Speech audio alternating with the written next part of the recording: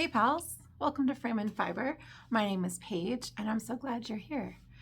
This is a video about the things that I've been making.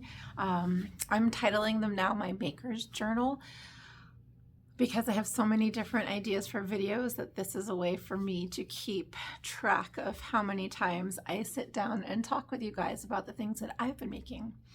So I've got some knitting. Got two knitting projects. I've got a finished one and a work in progress. I have some cross stitch to talk about and I have some drawing to talk about. But I finished my Ramona cardigan, which has been worn quite often since the last time I talked about making this. Here she is. I'm not wearing it because I don't like wearing a cardigan with buttons with my dresses with buttons. I don't like having double buttons. So I'm not wearing it today, although I did try it on and took a little video for you with this dress. So let's pop that in here.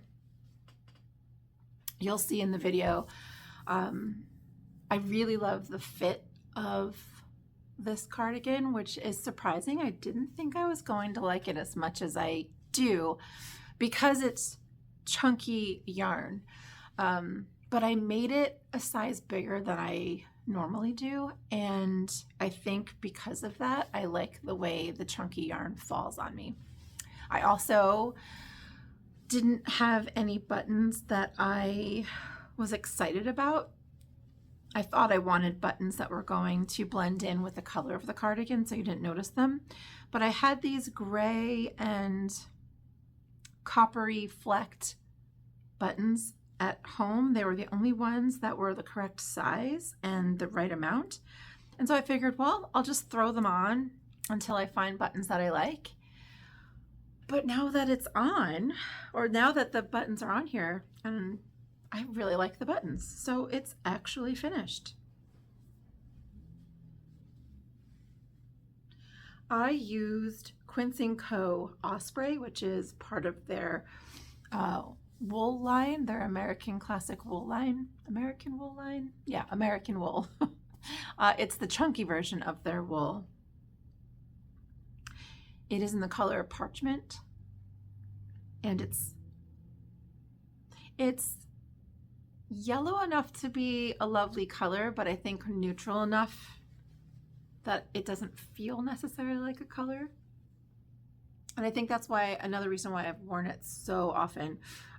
It's funny that I have a lot of, not a lot of, but I have some pilling already because I really have been wearing it almost daily for like the past 3 weeks.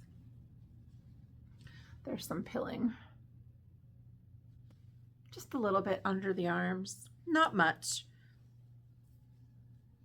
I do like working with Quince & Co. wool. It's really lovely in the hand. I've used it for, or I'm sorry, I've knit with almost every weight of this yarn. Yeah, I mean, it's a really nice blend of different wools, all American grown. What else can I talk about? It was an enjoyable knit. So did I say this is the Ramona cardigan? I don't know if I said that. It's the Ramona cardigan by Elizabeth Smith. And I didn't expect to love this as much, like I said, because one, because of the weight of the yarn, but also I'm not a huge fan of raglan cardigans or raglan sweaters in general. I don't like the way the neckline. I like a tighter neck on my sweaters, or I like a V-neck. Like, see how this one, I mean, this is, I can't compare them, but I like the way these fall. I like a drop shoulder, which I don't know what this is. This might be a raglan. It is a raglan. So, okay, maybe I'm lying. Maybe I do like raglans. But hand knitted raglans. Every time I've only made, I did the driftwood or drift. Maybe it's just the drift. No, it's not the drift. It was an Isabel Kramer cardigan. I did two Isabel Kramer cardigans. Maybe it's Isabel Kramer I don't love. I mean, I love her patterns, but maybe her raglans don't fit me well. I just don't like, well, hold on, go back. So I made a raglan pullover by her that I ended up steeking afterwards, and I didn't like that either. I don't generally like how the cardigans or the raglan cardigan top falls over, and I'm not a fan of how wide the raglan neckline is. So it's not my favorite. Maybe if you guys have any suggestions of a pattern for a raglan that has a little bit closer, a little bit tighter tighter neckline, I might like that. But so because I haven't had the best experiences with raglans, I was a little bit hesitant about the sweater in general, but I had the yarn set aside for this in particular. And it was one of those things where I have the yarn, I have the sweater picked out. Instead of spending hours trying to find another sweater, just make it. And if I don't like it, I'll give it away. But I like it. I also should have known that I would like it because it is an Elizabeth Smith pattern, and I've loved everything I've ever knit by her. And the Ramona has been made by a gazillion people, so I should have known that it was going to be fine. Yeah, so there she is. It's a lovely sweater. I made the size, oh shoot, it's on my phone. I think generally I make the size 4 or 5, which means I probably went up to the 5 or 6 on this one. I know I had to go down a needle size for this one. Shoot. I'm gonna look at my phone. Sorry, everything's moved now because I wanted to check my phone so I could tell you what I did. Okay, so I got gauge using a size US 10. The pattern called for US 9. And I made this the 5th size. And I love the fit. I love the sweater. Oh! Okay, so that's my finish. I don't think I need to tell you any more other than it's a great sweater. Let me know if you've made a Ramona in your past. I think the pattern's been out for probably 10 years. Okay, so let's move on to works in progress. I'm gonna keep it with the knitting. More Quince & Co. This time I'm using Puffin, which is also 100% American wool. This is the, let's see, the Osprey is their Aran to chunky, and then this is their chunky to super chunky. I'm knitting, oh no, yes, I know what it's called. I'm knitting the Watkins cardigan by Whitney Hayward. Again, another old pattern. It's been around for quite some time. Let me grab the rest of it. Okay. So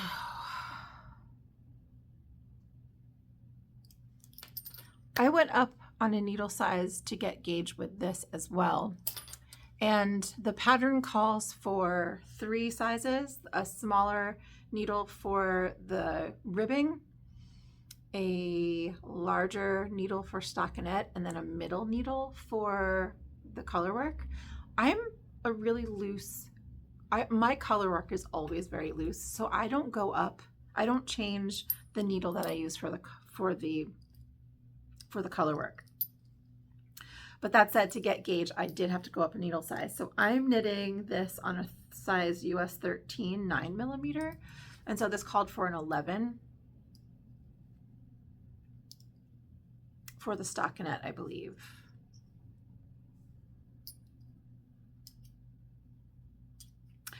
Anyway, so I have a sleeve and I have I have all of the color work finished on one sleeve and the body.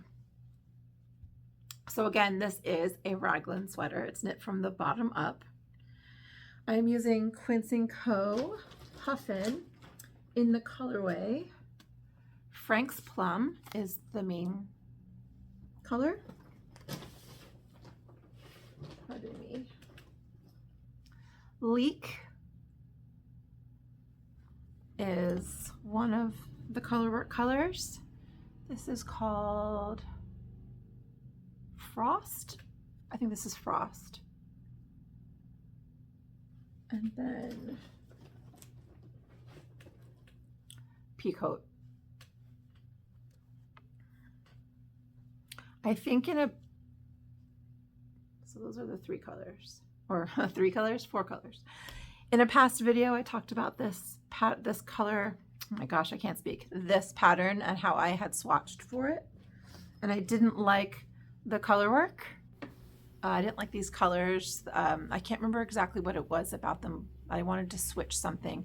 And my friend Carrie from My Wool Mitten here on YouTube suggested that I switch out the green for the blue, and it turned out exactly the way I wanted. So thanks, Carrie, for that. You might not remember giving me that advice because it was months and months and months ago.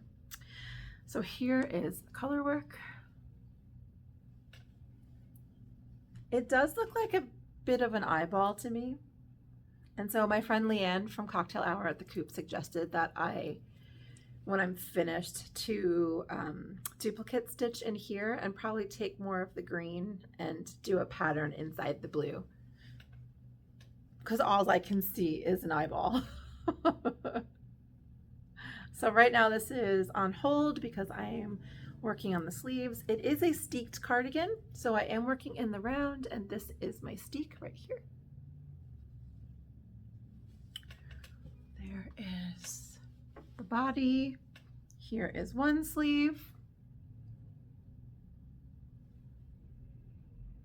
And I am knitting on the second sleeve. I did forget, so I did go down a needle size for the ribbing, except that I forgot to do that on the sleeve that I'm working on. And although it is bigger, it's not bigger by much. And this is definitely going to be more of a coat cardigan, and so I'm okay with it being a little bit too big. It's not something that I'm going to be wearing with dresses or, you know, it'll be thrown on top of an outfit. So the color work is fun. I'm having a good time with it. Like I said, I did not change needle sizes between my stockinette and my color work.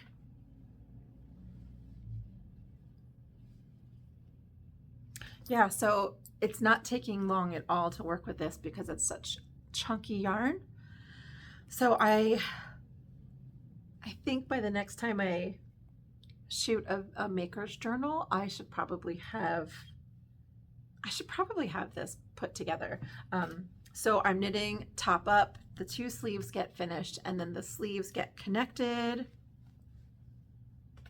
And then once they get connected, I knit in the round up, and then it gets steeked. I am not a fan of puffin.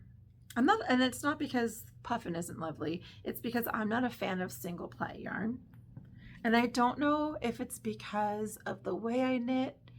I'm left-handed, so could it be spun? I have no idea if it's the spin. But when I knit with single ply yarns, they tend to start to twist up on themselves, and that drives me insane. So I spend a lot of time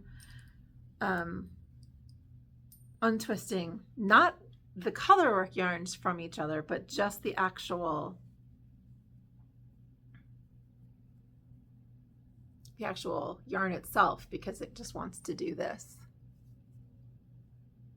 And that's really annoying when you're after a couple rounds to have it twisting on itself, because then the yarn starts to compress, and so it actually looks like it's a different weight. And so it's something that I constantly am fiddling with. So that's not, I'm not enjoying that at all. Let me know, do you have a problem with single plies, or do you think you have an idea of what the reason could be that I am having this issue?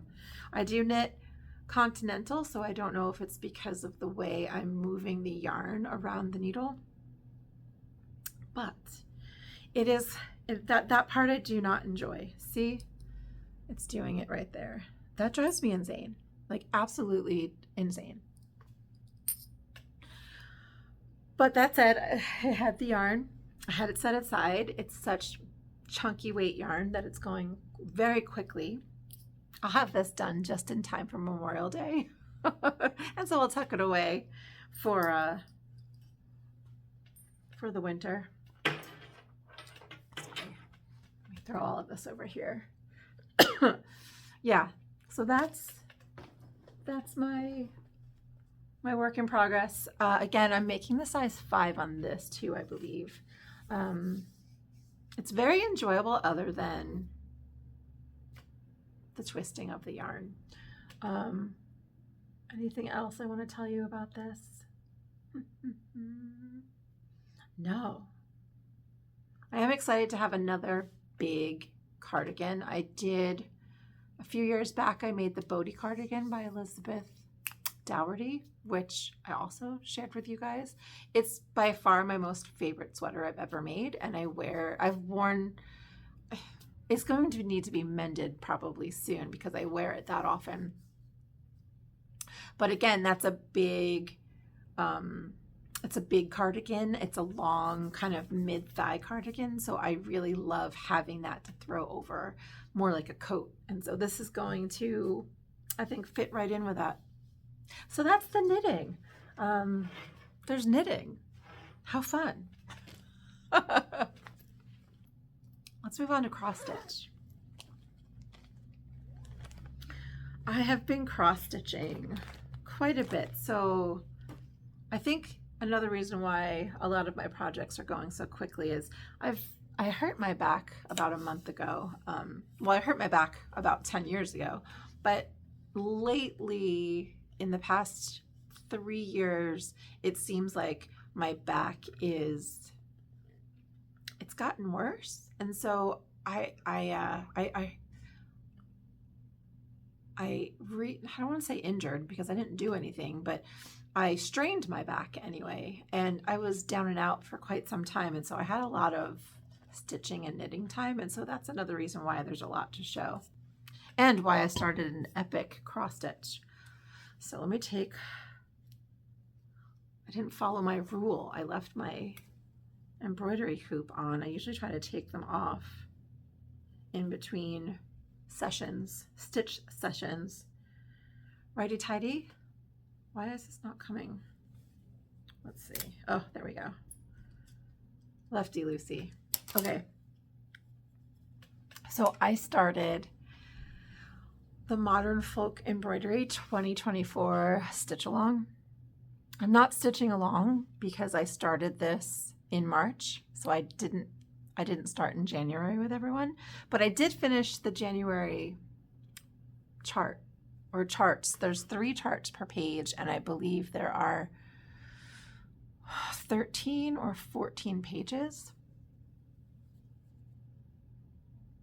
And so that's where I am so far. So this right here, you can see my little green stitch, my running stitch there. That's just so I can see where the different charts need to line up. And so 1, 2, 3, that's page 1, and it's broken up into chart 1, chart 2, and chart 3. Look at the border. Absolutely love the border.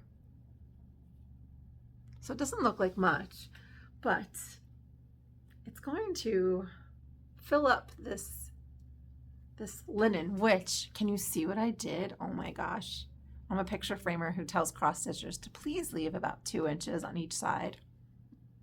So this size has 3 inches, and this has an 1.5 inches, maybe 1.25 inches. And it's because I don't know why I started so far in. I should have started here rather than here, but anywho, I'll insert a picture the cover of the pattern so you can see the final, what it's going to end up growing up to be one day. I'm just using DMC. It's not the called for DMC, but it's close. Jacob, the pattern writer, or the designer, I guess, he suggested several different colors that would work, and they're all lovely. But I'd already had this blue DMC on hand, and a lot of it because of the mandalas that I had been doing. And so it's the navy blue, it's DMC 823. And then my friend Sharon, I don't know why she had all of this red, but it's 815, DMC 815. Let me grab the other one. Let me grab both of these so you can see.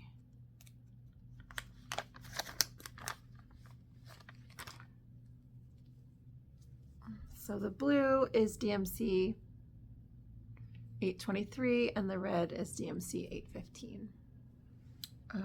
And I think they look nice together. Like I said, they're not the called for, but I think any navy blue and like burgundy red is going to work for this. I had contemplated doing it all just black or red, making it a red work piece, but no. I decided to stick with what he designed it as, and it's really beautiful. My idea, and we'll see if this happens, I'll keep you posted, but my idea is to make this a clock. So you'll see in the picture, it's designed with a clock face, and it's called There's No Time Like the Present. And I think it's gorgeous. It's definitely something that if I can bequeath this to one of my nephews. But I thought it would be kind of cool to actually make it an actual functioning clock. And since I am a picture framer, I can frame it and install the clock face and make it into a clock. I think that'd be kind of cool. Miller thinks it's a good idea, so we'll see. We'll see if that comes to fruition. I will keep you informed. I am feeling better. My back it still hurts. I'm in the process of figuring things out with my doctors, but so I am back at work, so I'm not stitching as much as I was the last couple weeks, but that is my cross stitch. It is lovely. Oh, I should tell you, the linen that I'm working on is LFA Linens, Legacy Fiber Arts linens. This is Dunes at Dusk, and I believe I am working on a 40 count. It's either 40 or 36 count. I can't remember. I could measure, but I'm not. And I can't remember what Sue sent me, so I'm going to have to look it up. But Dunes at Dusk, I think it's really pretty because it's a warm tone, which I think the red looks really pretty on. And there's not as much blue yet, but I think the blue is really going to stand out. So, yes, it's fun.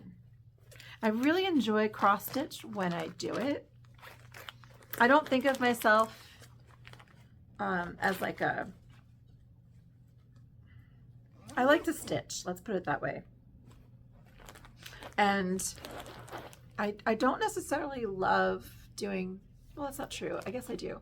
I like doing big stitches. I like doing small stitches. When I say small and big, I don't mean the actual stitches, I mean the pieces. But I really do, there's something about modern folk embroidery and what's the Avlia folk embroidery. Krista West, she designs more, what's the word? Greek, that's the word. Oh my gosh, she does Greek folk embroidery. A beautiful work too. If you've not seen Avlia embroidery, check them out. She does incredible work. She does cross stitch designs and embroidery designs. Anyway, so I'm enjoying my cross stitch. It is super fun. I have been framing like a mad lady. In fact, I think I'm going to insert here some of the needlepoint that I've been framing. So lately, well, I shouldn't say lately. I say this almost every video as if it's brand new, but for the past several years, I've been getting a lot more cross stitch and needlepoint than I have in quite some time. And to the point where, you know, at least 2 to like 5 cross stitches or needle points are coming in per week, which is a lot when you think of the month in a whole.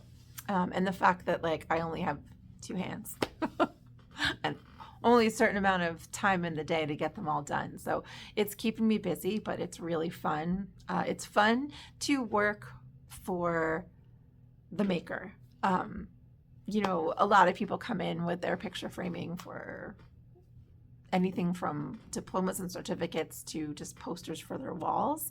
And it's fine, and it's fun to frame for them too. But the makers of the needlepoint and the cross stitch is much more fun to work with them, I should say.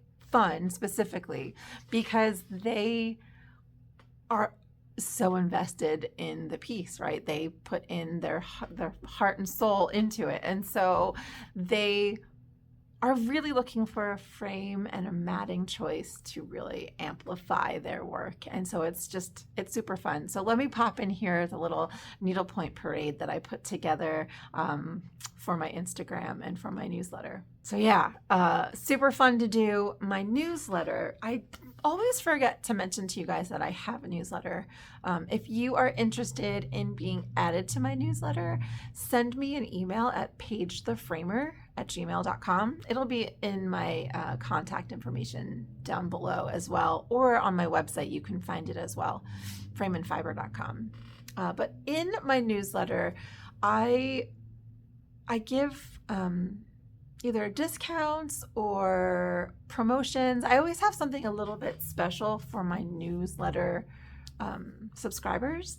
They generally get a little bit more of a, or they get access to, I guess, some perks.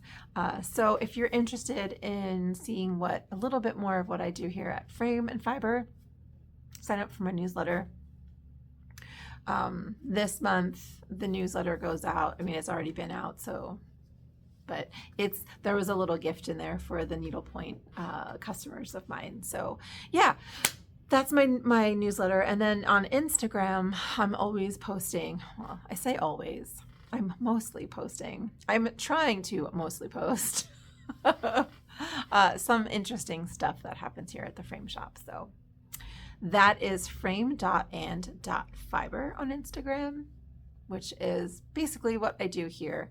And then if you're more interested in some of the things that I'm making, like my knitting and my drawing and my cross stitch, you can see all of that at Paige the Framer on Instagram. So connect with me. It'd be great to see you. Hey friend, I was just editing this video and I got to the very end and realized I didn't either record or even talk about, or if I did talk about it, the phone didn't record anything about the drawing I wanted to talk to you about. So I'm going to insert some video here and just chat a smidge with you before we end this video. So I don't know if you remember, a couple years ago, I started sharing a lot of my journaling. And when I say journaling, I don't really write out a lot or follow any type of journaling style or system.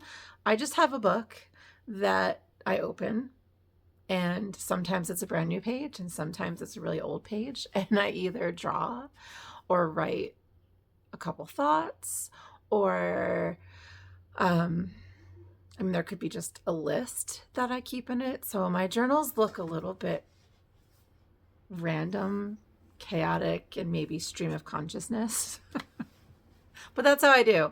And I started sharing with you guys some of the drawing and lettering that I was doing. And I finished a book and I just started a new one. And I thought it would be fun just to show you where I am in it since January, and just to show you kind of how I go about writing in it. So this is just a little notebook that a couple of friends gave to me. I added a pocket because I carry this everywhere with me. But I mean, this is it, my plan for the week. And I fill in all the spaces with just my little doodles and drawings. And I thought it'd be fun to show these to you because this is how sometimes some of the embroidery or weaving that I do kind of come from. Like this might be where it starts. Like this to me is something that I'm thinking I want to translate into a weaving. But yeah, I have my to-do list. I have my peppers that I want to plant in the yard this year. And then just filling in the space with my doodles. So like right here, I think this would be fun to translate into a needlepoint, or not needlepoint, I say needlepoint every single time, embroidery. And then this is just fun. Just have so much fun. It's so meditative to just sit down and spend. This is probably about 2 hours of drawing, but maybe a half hour or 45 minutes at a time. And so I just think it's fun. And I started doing these full pages of a pattern so I would have more time to spend. Look at that. Isn't that pretty? Wouldn't that be a really pretty border? My tomatoes, dreaming about tomatoes.